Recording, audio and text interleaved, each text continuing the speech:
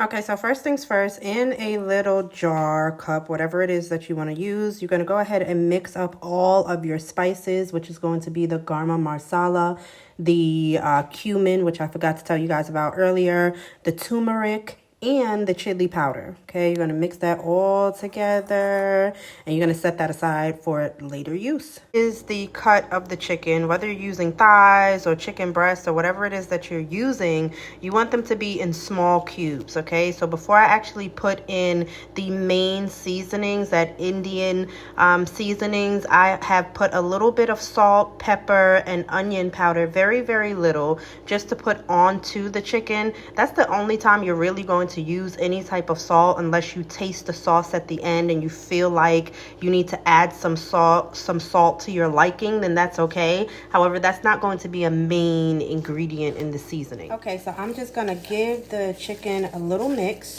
Okay, and you'll notice I'm wearing gloves. I just figured that when I'm cooking for other people and I really want my chicken to really get the flavoring on it and really get in there and not be cute and use a spoon, I put on gloves because I just think it's a little bit more sanitary. Okay, so, and then this way I'm not being cute. I'm like really getting in there and mixing that chicken in this yogurt. Okay, so you're gonna put the chicken in the yogurt. That seasoning that we actually did a little bit earlier on, we're gonna go ahead and now pour that in. Still gonna leave some out. All right, and then you're just gonna mix it in, mix it in, mix it in. Okay, I probably should have used a bigger bowl. Seem a little bit more sanitary to me, but it's the holidays and some of us females just got a fresh, you know, manicure, and so we want to keep that. Curry, marsala, a lot of Indian seasonings tend to stain your nails, especially if you have white nails. Okay, so that was going to go ahead and protect that. Now after you've mixed it in, you want to go ahead and pour in the rest of that seasoning, and then you're gonna, this is the consistency that you want it to be. It's going to be very thick because of that yogurt, and then of course we added some more seasoning. Again, you're going to need to make more seasoning because you're going to need to put some in the actual sauce. Okay, it's going to be the same thing, the cumin powder, the garam masala, the chili powder, and the turmeric. All right, and so this right here you're going to put in the refrigerator and you're going to let that sit for at least 20 minutes. Now the longer you have to let it sit, the better it's going to be, but you want it to sit in the refrigerator for at least 20 minutes. While that is sitting, you're going to go ahead and start working on cutting up your onions and peeling your potatoes and cutting that up too. Okay guys, so you guys already know that yes, I do want to give you guys some fresh ideas, some fresh things that you might be able to cook for your family this weekend, but you guys already know that I have to tie in something that has to do with taxes, okay? This is a fun way for us to keep it fun, keep it light, but also educate you on something that has to do with taxes, because I always say that it's not about how much you made last year, it's about how much you keep. And the only way that you are going to be able to keep more of your own money in your pocket instead of giving it away to Uncle Sam is if you're able to hold a knowledgeable, educated conversation with whomever is doing your taxes. Do you need to know taxes like the back of your hand? No. Do you need to love taxes? No. But you should love how much you get to keep in your pocket of your own money. So if you don't find taxes interesting, sure, I get it. But you should find what's in your bank account interesting, right? So while we are sitting here cutting our onions, peeling our potatoes, and then cutting the potatoes, let's go ahead and get this myth or truth out the way. Myth or truth? Credits do the same thing as write-offs on your tax return, meaning they are the same. That is absolutely a myth, guys. They do two totally different things. Write-offs do something totally different. Now, they are both going to contribute to your bottom line number, right? They're both going to be used to calculate whatever your bottom line number is, what the final amount is that you owe, or the final amount that you're going to receive as a refund. A write-off is something totally different though. A write-off, number one, is not dollar for dollar. A write-off is actually going to deduct from your taxable income. That means that if I have made $100,000, that is technically my taxable income. However, if I have $50,000 of write-offs, number one, is not dollar for dollar, so it's probably not going to be $50,000 that comes off of your taxable income.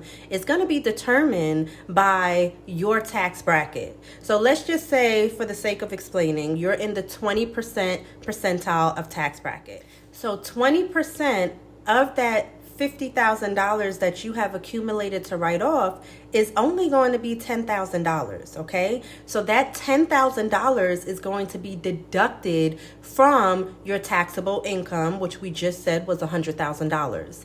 That is going to bring that $100,000 down to $90,000, which is now the amount that is taxed. On the flip side, a credit is dollar for dollar. That is going to add to or deduct from your final number.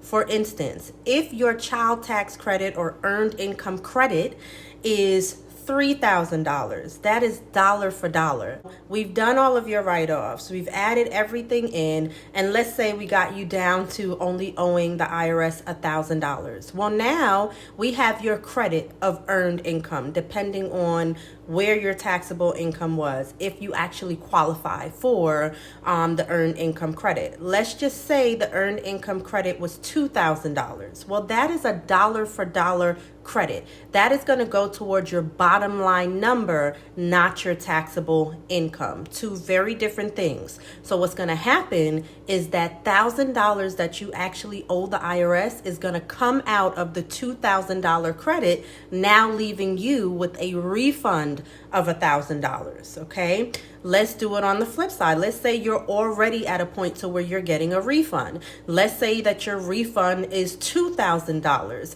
but now we add the credit of the earned income of $2,000. $2,000 is added dollar for dollar. 2,000 means 2,000. So if you're getting a credit, it has nothing to do with your tax brackets. It's not going to be changed depending on what tax bracket you're in.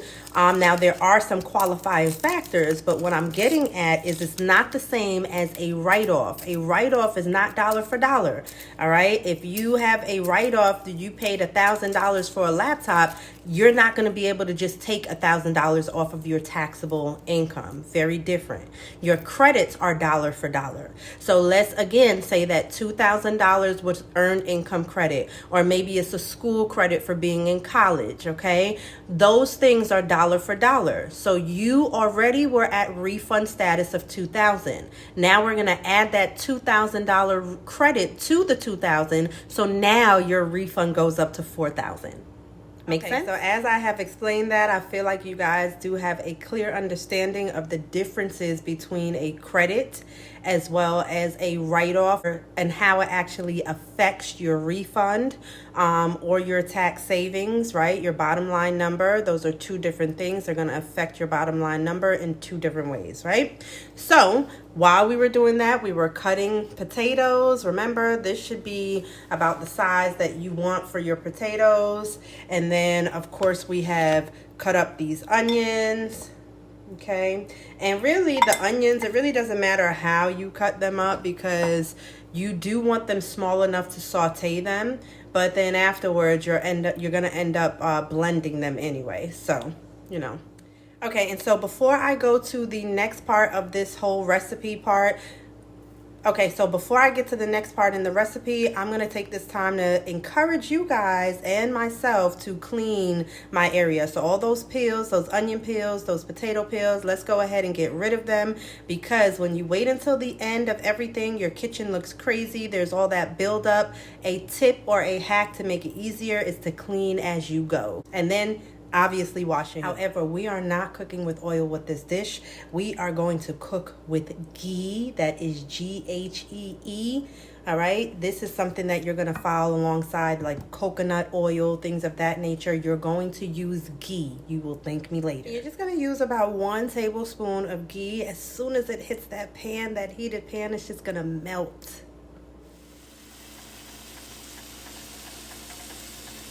Okay, and so you are just going to basically sear that chicken on both sides. You don't need to cook it all the way through because it's going to completely finish cooking when you add your sauce to it and let it all cook together. Okay, so we've added the ghee, and now we've added that chicken that has been sitting while we've been doing our tax tutorials. Okay, so we have flipped over the chicken, and you see how that's browned? That's kind of what you want it to look like. You don't want it to be burnt, but you don't want it to be like not have any of that color like it has been cooked. So that is okay. And then also you can kind of see where some of it is sticking to the pan, which is really, really good. I love when that happens. Not all through the pan, because that is where the flavor is going to be. And so once this is done, we're going to take this chicken out, and we're going to let it sit on in a bowl or somewhere to the side while we go ahead and cook down our onions and start working on our sauce. So all that goodness and yumminess that's at the bottom of the pan is going to work well with flavoring the sauce. Now we have taken the chicken out. Added our garlic butter after we've taken our chicken. Alright, so we've actually just added our garlic butter. Go ahead and add our onions to this. Let that cook down. We've made more seasoning. We're going to go ahead and toast that all down as we let this other stuff cook through. Okay. Okay.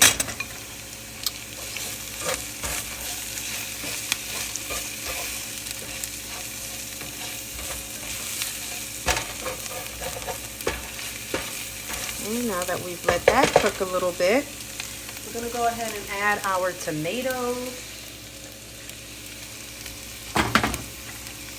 Go ahead and add our tomatoes.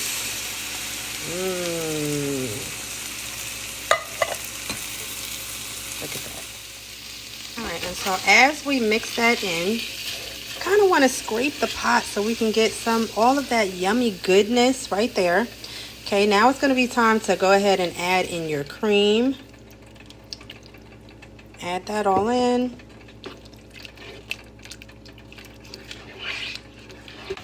And here's the most important part. We're going to go ahead and add in the cashews.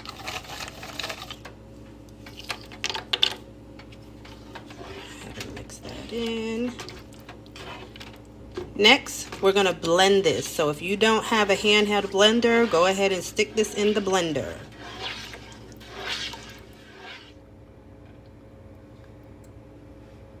All right, and so now we're going to go ahead and add back in what we blended. As you can see, I had the chicken back in there. I've also added those potatoes that we cut up earlier. This, guys, is looking so good.